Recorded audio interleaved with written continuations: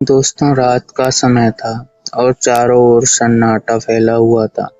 अमन अपने गांव के पुराने और सुनसान हवेली के पास से गुजर रहा था। लोग कहते थे कि उस हवेली में भूतों का वास है, लेकिन अमन इन बातों पर यकीन नहीं करता था। वह अपने दोस्तों के साथ शर्त लगाकर हवेली में रात बिताने की ठान चुका था।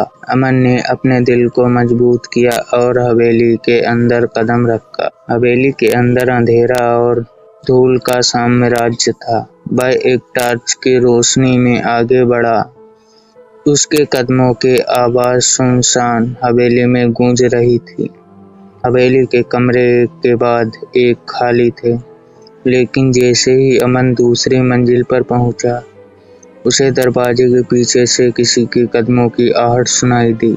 उसका दिल तेजी से धड़कने लगा, लेकिन उसने खुद को हिम्मत जुटाए रखा और दरवाजा खोला।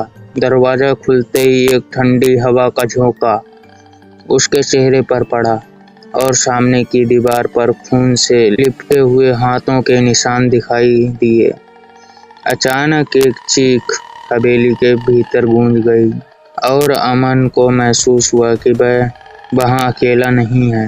वह भागने की कोशिश करने लगा, लेकिन दरवाजे खुद ब खुद बंद हो गए। अमन ने इधर उधर देखा, तभी एक पुरानी तस्वीर उसकी नजर में आई। तस्वीर में एक औरत थी जिसके चेहरे पर एक अजीब सी मुस्कान थी। तभी उसके पीछे से किसी ने उसके कंधे पर हाथ रखा। अमन ने डर से कांपते हुए पीछे मुड़कर देखा, लेकिन वहां कोई नहीं था।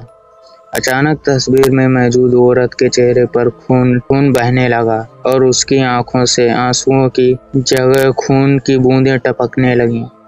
अमन के पैरों तले जमीन खिसक गई। वह पूरी तरह से हवेली के भयानक जाल में फंस चुका था। वह जानता था कि अब उसका बचना नामुमकिन था। हवेली की दीवारों से आती आवाजें उसे कह रही थीं कि ये रात उसकी आखिरी रात थी। अगर आप हमारे कम्युनिटी से जुड़ने के लिए तैयार हैं और एक भी बीट मिस नहीं करना चाहते, तो सब्सक्राइब बटन को दबा दीजिए और नोटिफिकेशंस ऑन कर दीजिए। हम वादा करते हैं आपको मजा आएगा।